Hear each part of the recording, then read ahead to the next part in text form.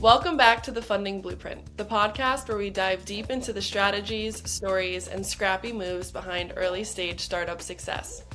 I'm your host, Cece Nahaman, and today we're joined by someone who knows how to make brands come alive. Literally.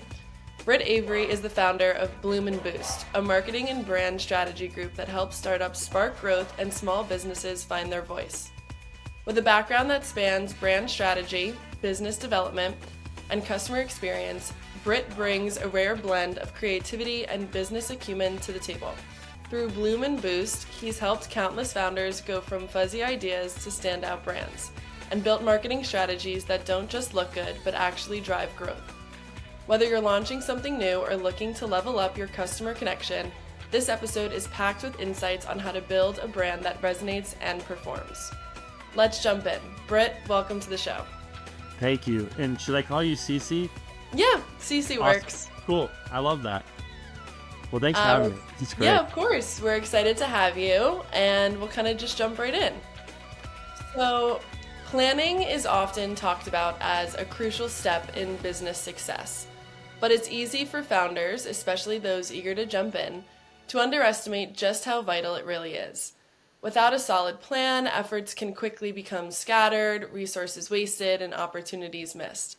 You've mentioned a phrase in the previous conversations we've had that really cuts through the noise, and that is proper planning prevents piss-poor performance. It's bold, it's memorable, and it clearly strikes a chord. So Britt, can you break down what that really means in the context of launching or sustaining a business? And when it comes to launching or relaunching a business, what does that planning actually look like? Yeah, I'll give credit to that quote too. Wasn't mine. I mean, it kind of was, but not really. I'm watching Chicago PD one night to show, not endorsing it on this show, but it's great. And it was up on the wall in the background, and you could think as a police officer or just any sort of civil person, that's really important. And so in business, any time that you can prepare, even if it's not planning, just thinking through the what ifs, it can really help you. And I think for many business owners that I work with, whether from a client perspective or just meeting them for the first time as a prospect, a lot of them want to get going right away. Everybody just wants to make money. They want to make 4, 5, 6 figures a month, like yesterday. And a lot of them fail to kind of plan out or line up what are the crucial steps involved. Sometimes it's crucial as not having their finances set up, not even from a having assets in the bank, but quite literally not having an accounting system, or not having a payroll processing, or not just very almost borderline elementary things. And not to be disrespectful to those that I've worked with or do work with, but a lot of times it's missing these crucial steps that are absolutely essential to having a successful business. And by successful, I mean it's growing and not declining as you're trying to put effort into it. And a lot of times what I do is not providing financial advice, not providing legal advice, but just giving them those pointers. Hey, this is what I've done. This is what I've done with my own business, with other customers, clients. And you need these things. It's not some of these bits and pieces aren't options. You have to. Yeah. I'm a big planner. I'm a big checklist spreadsheet person. And I do it because I'd rather have everything laid out, even if I don't do everything, depending on the size of the customer I'm working with, whether it's a solopreneur or, they've got private equity to launch, 3 to 5 employees along with themselves.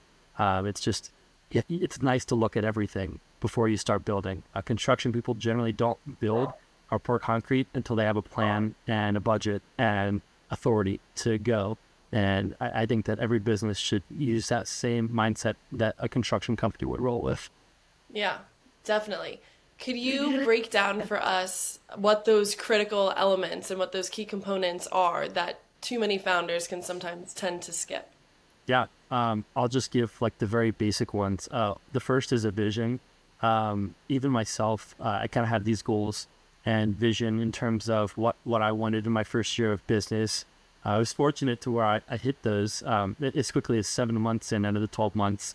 And we can get to that later in terms of what that looked like. I'll just say it one word: roller coaster. But some of those key steps that I think is vision. You have to have a vision before you do anything. Team, even if you are a solopreneur, you have to have people in your corner. There's this kind of there's, I don't know what the word is.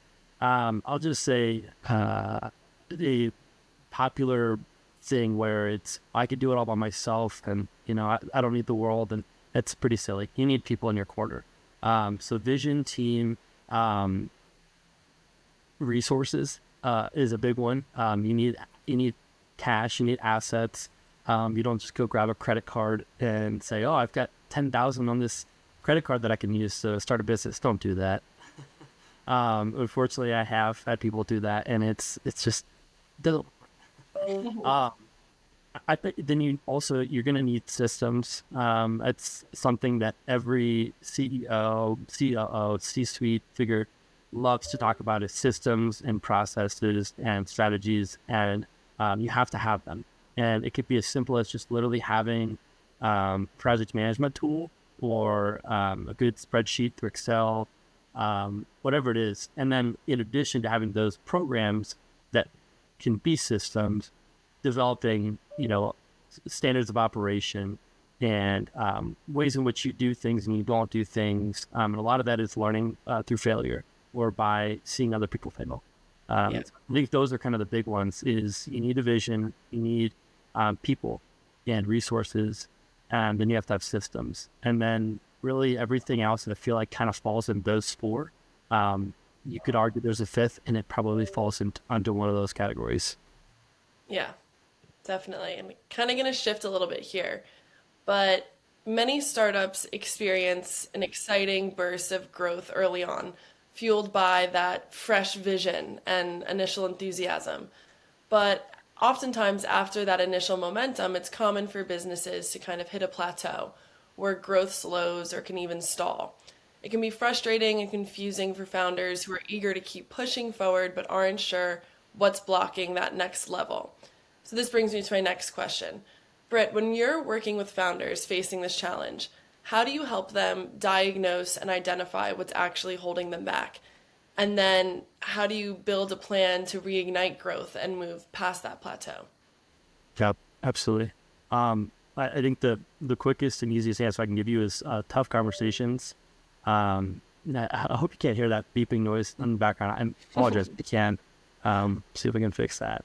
But I think just tough conversations. A lot of times the first or second conversation I have with the customer or prospect, unless I know them well or I have a relationship, is just telling them the truth, saying, hey, can I tell you what I truly think, rather than, oh yeah, let's make your dreams come true. And a lot of times it's pointing out what is a flaw. I often tell my mentors, like, don't hold back, like, say whatever you want. And I think if you don't have that mentality, you're setting yourself up for failure when you have the blinders on.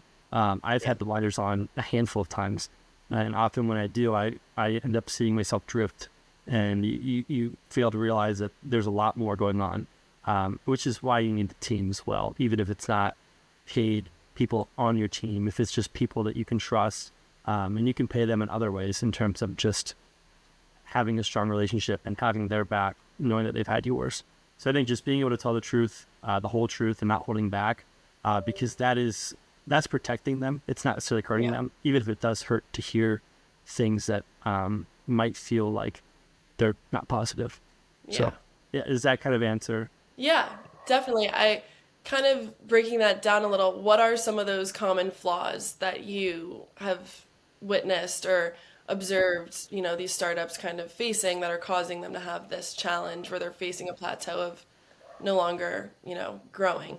There's a lot of different types of business owners, whether they are the solo business owner, whether it's like a mom and pop, that's kind of the more popular one that everybody thinks about, is like a wife and a husband doing the business together. There's like brothers or sisters or best friends, whatever. It varies. But in all of the mixes, they're often, especially when it's a solopreneur like myself, One of those people are going to be very much the visionary, the dreamer, the innovator. I worked at an engineering firm here at the Des Moines Metro, and there were kind of three main figureheads, four arguably, but three that were kind of there from the very beginning. There's the CEO, the COO, and then there's the CIO, who was also just a lead person, and that CIO stood for Chief Innovation Officer. And all three of them shared the innovation and the future thinking and whatnot. But a lot of times these small businesses that I work with, one person or 10 people, 100 people, there's often one person that is the visionary, and there's one person that's the executor. And if you don't have one, if you are that solo person and you need a second person, you need to find, am I the dreamer and the thinker and the, almost like a salesperson, more or less, not to crap on salespeople, but a lot of salespeople are driven to capture the customer, and they pass them off to that, whoever's behind the scenes doing the treating the customer, onboarding them, giving them the experience, making sure they're taken care of. And I think that it's crucial to have both. And you have to have, does that kind of answer the question? Yeah. I feel like, there's just, I see so often where the flaw of the business owner or owners are, sometimes they are the same. They have those same qualities, which is often why they go into business together. And yet they either they're not building under their business. I have another business that I currently work with. And we've had these conversations, they wouldn't mind me sharing, where they are very much just let's just maintain and let's stay consistent and whatnot. And I'm all for that. Let's have a great year this year, next year. But if you're not having a vision, if there's no dream for 6 months from now, 12 months, etc., if there's no talks of what can we be doing better, and there's this pride of, oh, everything's fine. It's silly, and it allows your competition to catch up and surpass you. And so that's really where I like to get in and encourage. I don't like using the word coach. Really don't like the word consultant either. But you got to pick one. And I generally lean toward consultant in terms of what is it that you need to be working on. And I would love to encourage you, but also encouragement will only get you so far. You have to put in the work. Yeah. And so that's really the big thing is there's always one or the other thing. And what right away I try to identify what is this person lacking? Are they lacking the execution and the doing rather than the dreaming? Because I love sitting around and dreaming, but if there's no plan and we're not going after it, it's silly. And then on the flip side, you can't just do and do and do and do and do. That's often what 9-to-5ers do, which is awesome. But you have to have that visionary. So I would argue that I'm very much a dreamer and a wanter and a doer, unless there is that dreamer and doer, which a lot of times is my customers. And then I love to be that executionary piece. So yeah. All about balance. Yeah. Balance. Exactly. Yep. The yin and the yang. Yep. Exactly. So you talked a lot about the importance of having a team. But many founders start their businesses wearing every hat, right? Handling operations, marketing, customer service, and more, because they want to keep tight control and make sure that everything is done right. But over time, this do-it-all mentality can turn into a savior complex, if one might say. So where founders struggle to delegate or let go of tasks. So let's talk about that mindset a little bit. Why do you think so many founders fall into this trap? And what does it cost them both personally and professionally? Yeah, I think at the end of the day, whether you're like a quarterback on the team, you're the last person in the locker room, you're a janitorial leader and you've got like 6 other guys that work with you on your staff, ultimately the job's got to get done. And I feel like the savior complex often comes up when a leader, whether it's a manager or an owner, etc., where they think that like, hey, my team just doesn't have it, so I just have to clean up and I have to do the rest of the work. Or maybe even if there wasn't a team to begin with, and it's like, well, this is all that I can really do. I've got X amount of hours in a week. I experienced this myself my first few months in business, where Okay, I'm working 60, 80, sometimes 100 hours a week, which sounds wild, but that's just what it was. And instead of thinking, man, I could really use some help, the savior is like, you know what, I'll just go grab another cup of coffee, or you know what, I'll just DoorDash my food here, or you know what, I'm just going to skip out on doing these things with my friends and family. And that's kind of where the savior complex comes in, or you know what, we don't need this staff member or these things. We're going to downsize over here to where other people can pull in. And there's very different ways in which the savior complex kind of looks like, but a lot of times it stems from pride. There's various ways in which the savior complex kind of looks like, but almost always it's always a pride thing. I struggle with pride. I would imagine that most every human in the world struggles with pride. It's natural. And I think that the biggest downfall of the savior complex is it limits your growth.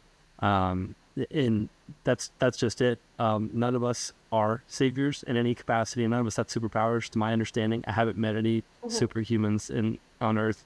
And it doesn't matter how smart you are.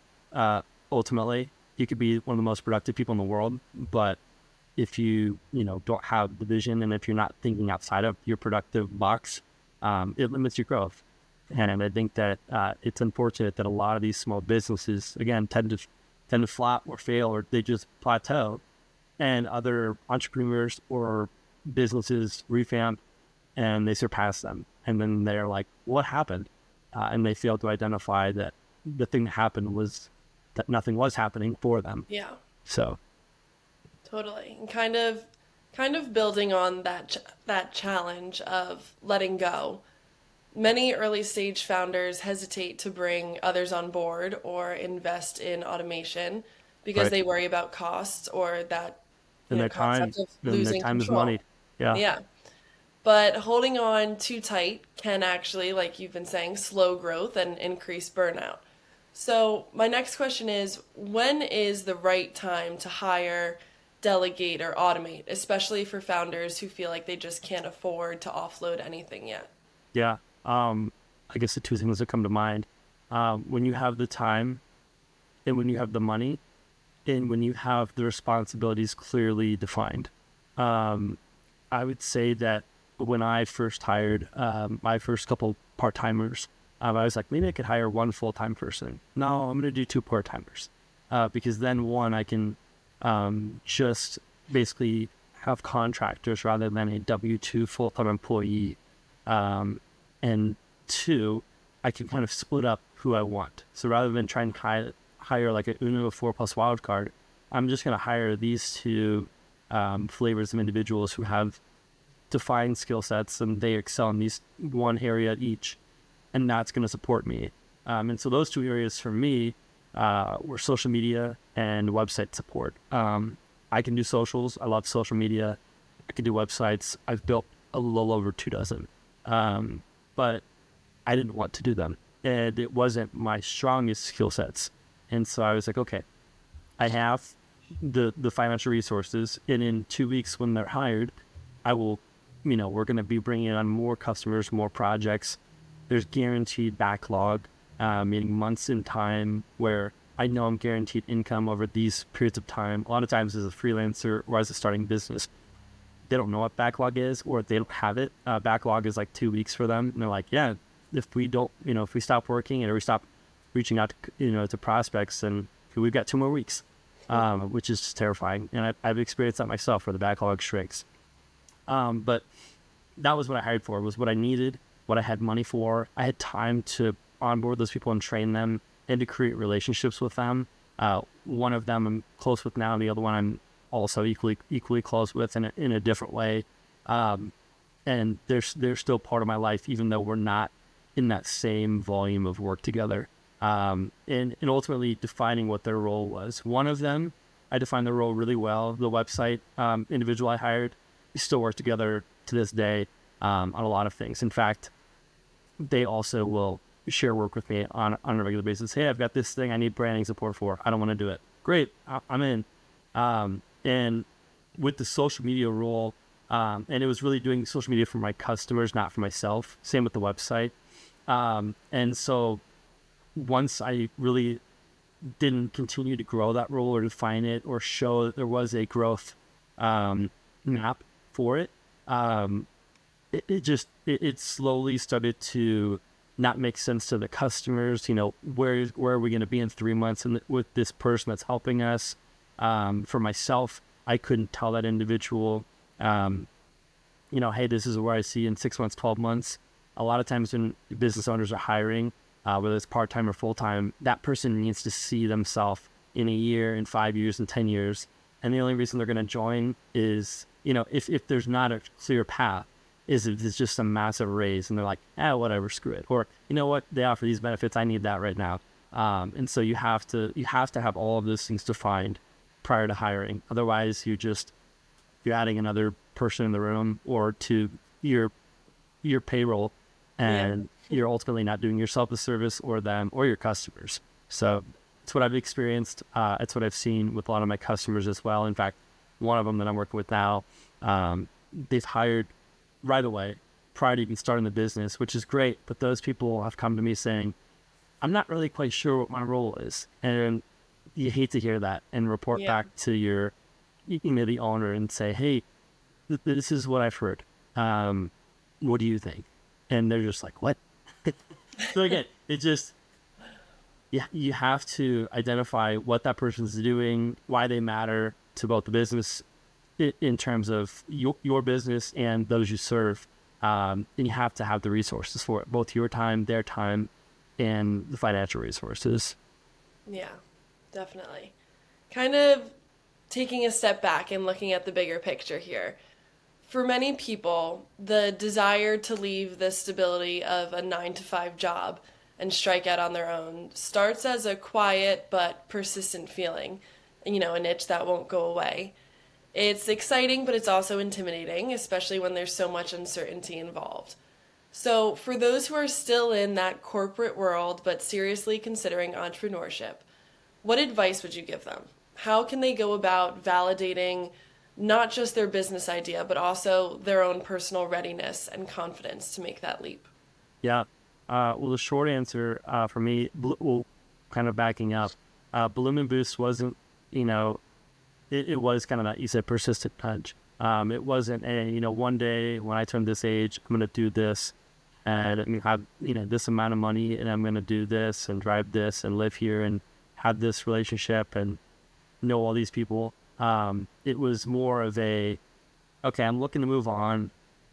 I know what I'm good at. I understand what my vocational skills are. I don't necessarily, I have these goals in mind, right? But that path in between was super unclear, the vision.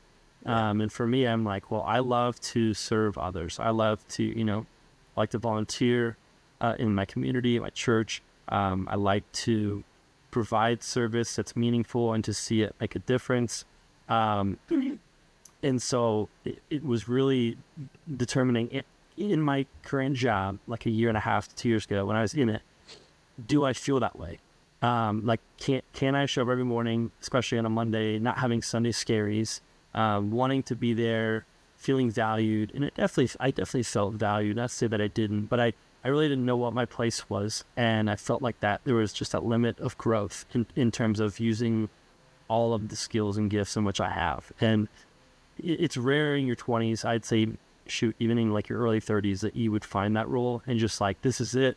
For 20, 30 years, this is what I want to do. When you were maybe in the 60s, 70s, 80s, even the 90s, maybe that was popular then. It's not popular now. And so there's kind of the influx of, especially young adults and maybe even people that are having their midlife crisis of, oh, wow, maybe I shouldn't continue working here after 20 or 30 years or whatever. And a lot of that, the what if or the popular thing now is, oh, I'm just going to start my own business. That's easy. Okay. But I think for myself, it was, okay, it's less about, I want to start a business and more about how can I more creatively make myself feel fulfilled while also working with people that I love to work with, that reflect the same values as me, and be in a community, even if I'm here in my office or if I'm working remote from somewhere else, that pours into me and that I can pour into as well. If I'm just at a desk in a cubicle and it's just, or, even in a space open, but like that's not warm or almost like family for me. I know some people don't need family and at work, they have family at home. For me, I wanted that family feel. And so I'm like, how can I do that? What does that look like? Is it starting a new business? Is it going out and interviewing at, half a dozen places? And that was where I was before I started Bloom and Boost. I had a handful of places I interviewed at, third, fourth round interviews, even a couple of people that probably would have extended offers had I gone down continued going down the interview route with some, but none of them felt right.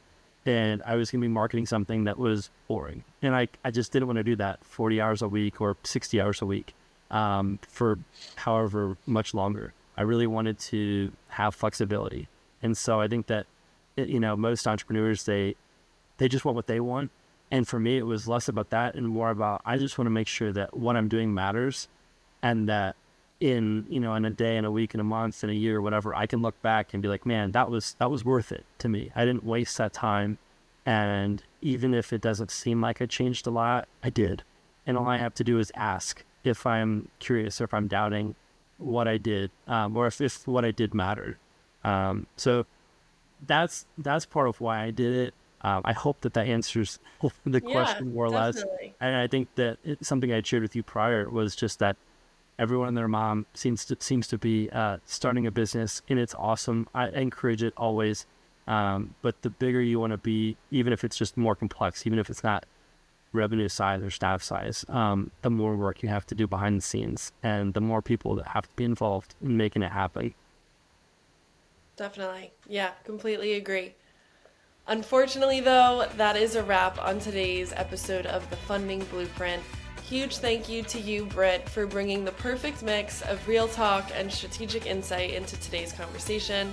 From the power of proper planning to avoiding the all too common founder-savior complex, Britt reminded us that launching and sustaining a business takes more than just hustle. It takes clarity, structure, and the willingness to let go of what's holding you back. Whether you're still in the 9-to-5, wondering if entrepreneurship is really your path, or you're a few years in feeling stuck at a plateau, Britt's wisdom is a powerful reminder. Success doesn't happen by accident. It's designed, it's led, and most importantly, it's supported by a strategy that actually serves the life you want to build. If this conversation sparked something for you, be sure to check out Britt's work at Bloom and Boost. And don't forget to subscribe, leave a review, and share this episode with a founder who needs to hear it. Thanks for listening, and we'll see you next time on The Funding Blueprint.